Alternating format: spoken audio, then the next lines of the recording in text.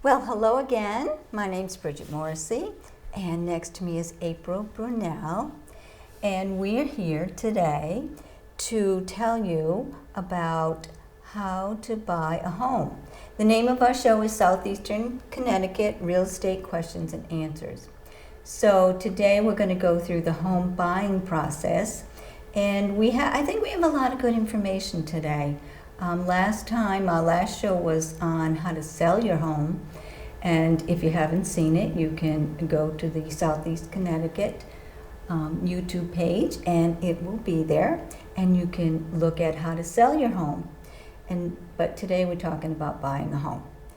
So let's look. I have a slide that tells the latest statistics in New London County, and I think this tells a big story. So let's look at the single family market update. Now, this shows from February of 24 to in February of 25. It's that 1 month, year to year.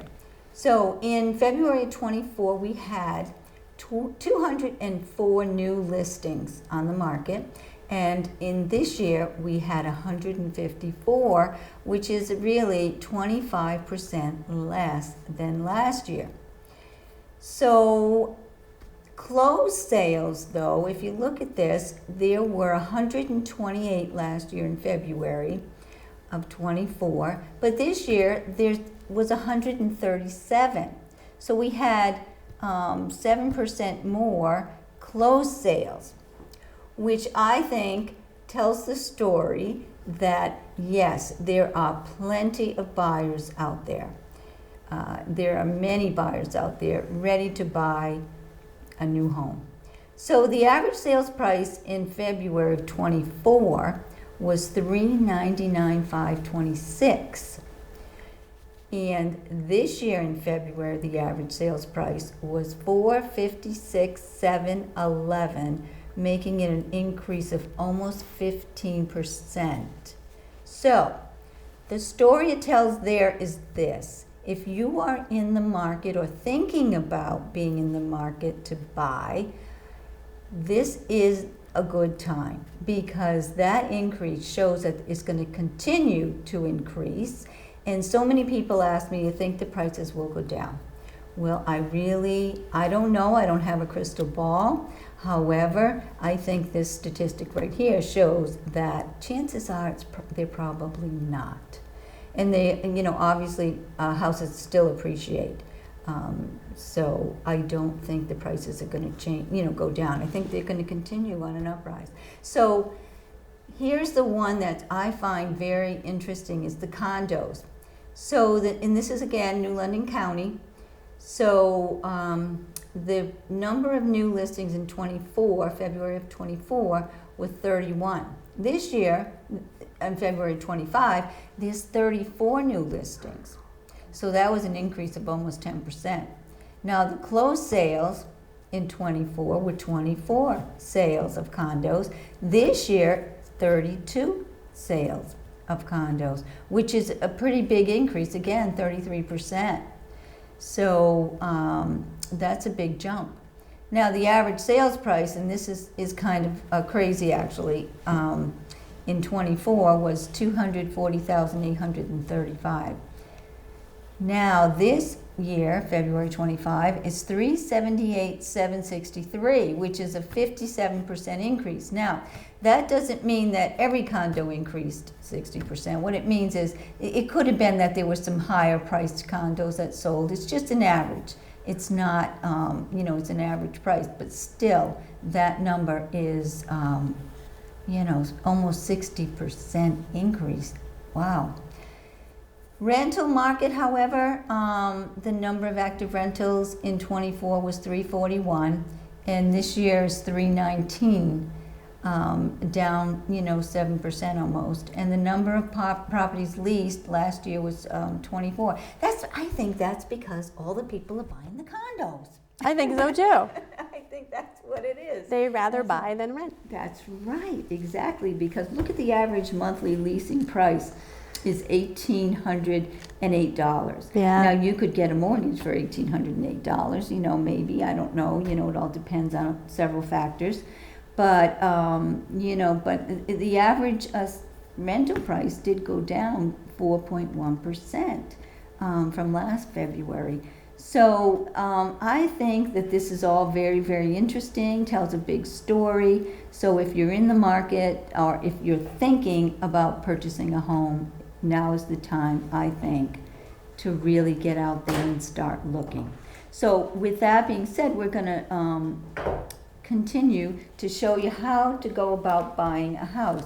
Now, one other thing I want to share with you is I saw this article today or yesterday that baby boomers are, the amount of baby boomers looking to buy is now exceeding millennials, which I find very interesting, but not really, because think about it, baby boomers, we're all looking to downsize.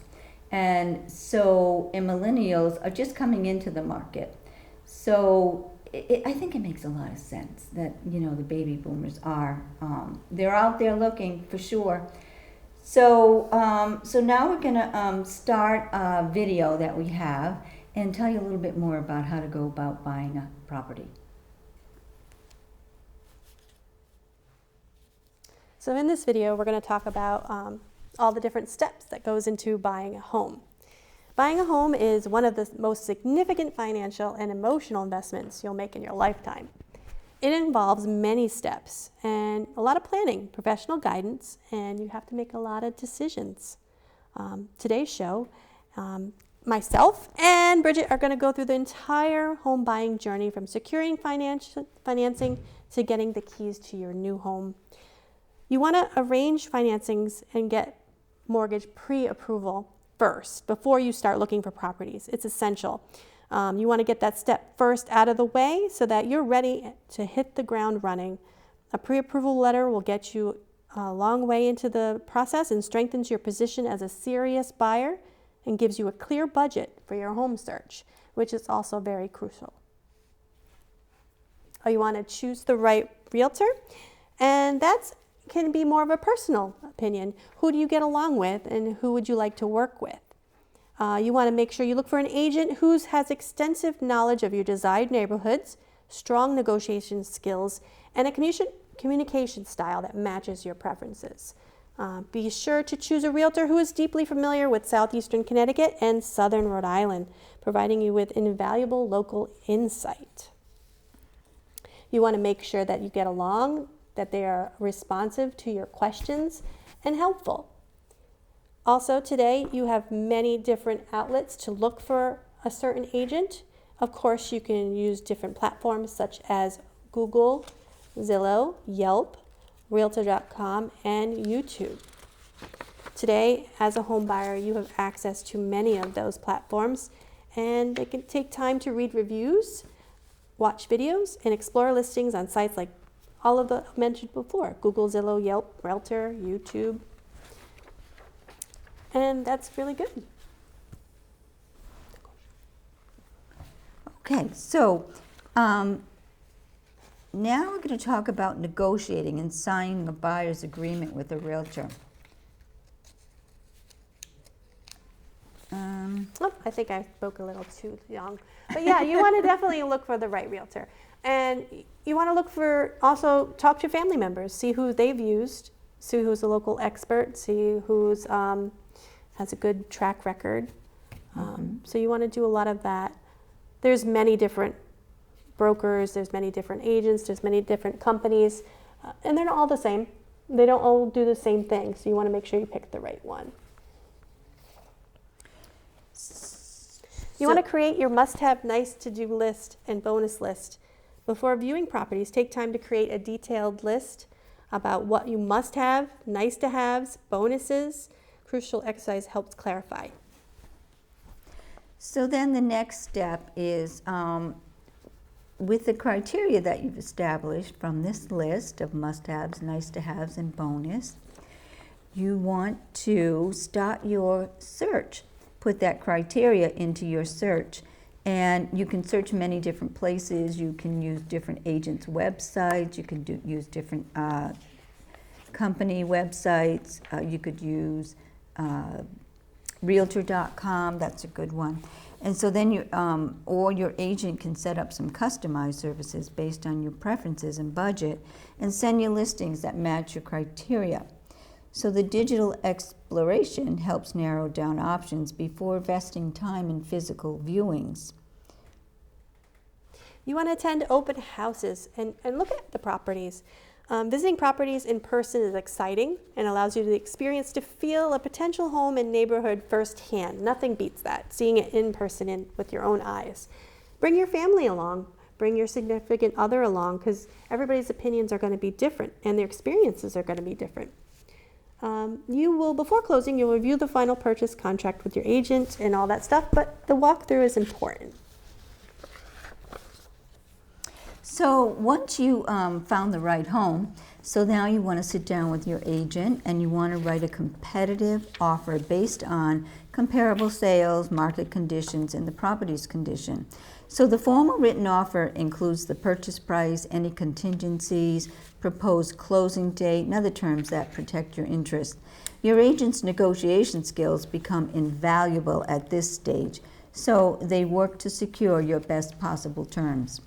You want to hire a house inspector, one that is certified and professional and will go in and identify any structural, mechanical, or safety issues with the property. The inspector will examine the roof, foundation, electrical systems, plumbing, and many other critical components. Septic tank inspector. You want to hire a septic tank inspector as well. For properties with septic tanks, of course, a specialized inspection is necessary to ensure the system is functioning properly and meets local regulations and isn't out of date. The septic inspector will check the tank, distribution box, and leach field for signs of failure or needed maintenance. The specialized inspection can prevent costly surprises after purchase, especially in many Southeastern Connecticut homes where septic systems are common. There will also likely be an appraiser for the mortgage company. Your mortgage lender will require a professional appraisal to verify the property's value. It supports the loan amount that you're requesting. The appraisers evaluate the home's condition, size, features, and compares it to a similar recently sold properties in the area. If the appraisal comes in lower than your offer price, you may need to renegotiate or adjust your financial strategy. So then you look over the final contract before closing, you review it, and ensure that all the terms, contingencies, and agreements are accurately represented. This comprehensive document outlines all aspects of the transaction, including the final price, included fixtures, repair agreements, and closing date. And careful review prevents any misunderstandings and ensures your interests are protected. Then you have the walkthrough final inspection with your realtor, and that typically occurs anywhere between an hour before the closing or 24 hours before the closing. And it just allows you to check out the property, make sure nothing's changed since that initial offer, and make sure that everything agreed upon repairs have been completed, including appliances and fixtures remain in place, and that the property is in the same condition as when you first saw it. And then here we are, sign your documents with your attorney. At the closing, you'll sign numerous legal documents, which transfers the ownership of the property and finalizes your mortgage. So in Connecticut, an attorney is necessary to oversee the process, explaining each document before you sign. And then you'll provide that certified check for your down payment and closing costs, and the seller will hand over, well, it won't be the seller, it will be the attorney, will hand over the keys to your new home. And then congrats, you now have your new home. The moment you've been working toward has arrived, you now homeowners. This emotional and great milestone represents a successful culmination of the entire home buying process. Yay! The house is now yours. So, it is exciting. It is exciting. I love it too when you're at a closing, which we don't really attend many closings any longer. Since COVID, things have changed quite a bit. So if you have one of the baby boomers and maybe have purchased 2, 3, 4, 5 homes in your lifetime, I just want to make you aware that things have changed quite a bit since probably the last time you purchased a home. We've had many changes in the real estate business, and it's important you work with your agent and find out what it is that you need to do now that's different when you purchased maybe your last home. So, and if you're paying cash, which many people are today, you really need to be ready, have your proof of funds letter from the bank with you when you go to look at a home, just in case you want to put that offer in today, because in today's market it's very competitive and there are multiple offers on many houses. So you really need to compete. And so have everything ready to go. And the more you have prepared, the easier it'll be to put that bid in. That's right. That's exactly right. So we have another video that is about some of the common mistakes that buyers can avoid. So we want to play that one now.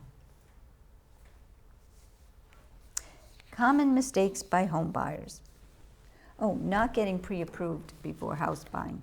Now again, house hunting. So skipping that mortgage pre-approval is one of the biggest mistakes you can make. Now you can go to open houses, but if you like that house, you better have that pre-approval in hand, because without it, you won't know how much you can afford, which could lead to you going looking at houses that are above your budget, and then guess what? Then you're going to be disappointed when you find out you can't afford this particular home. So, and it also shows that you're a serious buyer. So it gives you that edge in the competitive market. So, and many buyers focus solely on the down payment and forget about the additional costs that we have when you purchase a home. So you have your mortgage, you have your insurance, you have the taxes, which all goes into your payment, and then there's also some other expenses as well, and we can talk about those at the end of this video.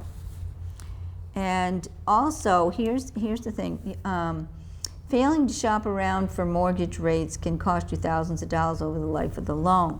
So different lenders offer varying interest rates, terms, and fees, so it's essential to compare multiple options. Now, be careful with that, because if you have your credit pulled, then you don't want to have it pulled too many times. But if I'm understanding this correctly, you have it pulled once, and then within 14 days, you can go and get other quotes, and it won't affect your credit. Another mistake they make is focusing only on aesthetics. It's easy to get distracted by beautiful finishes or trendy decor when touring homes, but buyers often overlook critical factors like the location, the commute times, which is very important, and school districts. A home appearance can be changed with time and money, but its location is fixed. It can't be changed. Always consider practical aspects that will affect your daily life and long-term satisfaction. You don't want to skip or underestimate the importance of a home inspection. I know it might seem like it'll save you some money, but in the long run, you don't want to be surprised by costly fixes or things that need to be done. You definitely don't want that. Home inspector identifies potential issues like structural problems, outdated systems, or hidden damage that you may not see. It's better to spend a few $100s up front than face the unexpected repairs after moving in. Another mistake is miscalculating repair and renovation costs. Hardly ever will you find a perfect home that needs nothing being fixed. Buyers often underestimate how much it will cost to fix or upgrade a home after they purchase it. Even small projects like painting or replacing flooring can add up quickly. Before making an offer on a fixer-upper, get quotes and make sure you understand. There's also decision-making mistakes such as emotional decisions. You get so emotionally tied to a home that you don't want to let it go. It happens a lot, but you always have to try and take a step back and look at your finances and see if this really is going to fit in and be strategic and help you with your long-term goals. You don't want to rush into home buying process, even though you might feel pressured to do so. You want to take your time to make sure you're not skipping steps, missing things, or making a poor decision. Take time to research neighborhoods, compare properties, and evaluate all aspects of the purchase carefully. That's where an agent can come in to help you do that as well. On the same side, you don't want to wait too long for the perfect home to come along. On the flip side, it's hard to find a perfect home that checks every single box on your wish list. This mindset can cause you to miss out on great opportunities that meet most of your needs within your budget. Be flexible and prioritize what really matters, because not every home is 100%. So there's a lot of different programs out there, and so you really need to research before you really start your home buying search. Research the different first-time home buyer programs. There's government programs. There's all kinds of programs out there that will help you. They're designed to make it more accessible, but often they go unused or people aren't aware. And also, check your credit report. You want to make sure there's no errors on your credit report before you apply for a mortgage. So check your credit early in the process and dispute any inaccuracies before applying for the financing, because that could hold up financing for you. So by understanding these common pitfalls and taking proactive steps to avoid them, you can navigate the home buying process more smoothly and confidently, achieve the goal of home ownership. So we hope that this helps you, and good luck with your house hunting. Yeah, for sure. But also don't forget, when you're looking for lending options, if you're going to buy a manufactured home, you have to look for special lenders for that, because not every lender will do a manufactured home. That's correct, April. Yeah. So again, there's lots of different programs, but the other thing I didn't get into enough of was the cost of home ownership and the cost of buying. So yes, you have your down payment, and that there's many different ways you can do the down payment. You don't need 20% in a lot of programs. You just don't need 20. And everybody thinks you need 20%. Well, 20% is nice, and then it makes your payment a little bit lower, but you don't necessarily need to wait until you have 20%. So you can go with 3%, 5%, 10%, whatever you feel comfortable with. And again, research those programs, because I'm not a mortgage lender. I don't know all the programs out there. There are a lot of good mortgage lenders out there that help a lot of people. Yes, and we're going to have one on the show pretty soon, one of our shows. And the other thing is you have your property tax closing costs. Closing costs will include the attorney fees, any fees to the lender, your first 6 months or whatever the lender requires for insurance and taxes, and I believe you need to pay a year's homeowner's insurance up front.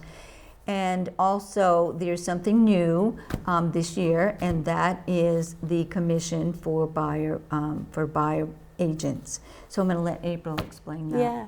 In the past, it was usually that the sellers would cover, almost always, the buyer agent's professional fee, or you can say compensation. But since I believe it was last August, there was a big lawsuit that's changed the way things sort of happen in real estate. Whereas sometimes the sellers will still cover the buyer agent's fees, sometimes they won't. And therefore, the buyers have to cover that fee. They could either choose to cover it themselves, or a lot of them are choosing to put it in with their offer to finance it to help with their bills. Mm-hmm. So. Yep, there's different ways. And again, that all goes back to your lender and also your attorney. They'll figure that all out for you. So, well, what do you think, April? We provided a lot of information, don't you think? There is a lot of information. There's always new questions that pop up, and there's many different aspects to purchasing a home. Yeah, it's not an easy process. It's very stressful. Yes, and if you're buying a condo or buying a mobile home, you might have HOA fees, which we didn't touch on. Oh, right. That is another fee you might have to consider. But sometimes it's worth it. You don't want to take care of your lawn. You want to have amenities included. You want to have a nice environment, close-knit community. So that's pros and cons. Well, you know what, April? We're near the end of our show today. Boy, that went by fast, It went didn't so it? fast. I'm telling you, that was great. So we hope that you were able to get a lot of good information today. And our whole purpose in doing the show is information. So we thank you, and we look forward to seeing you next time. Yes, thank you so much.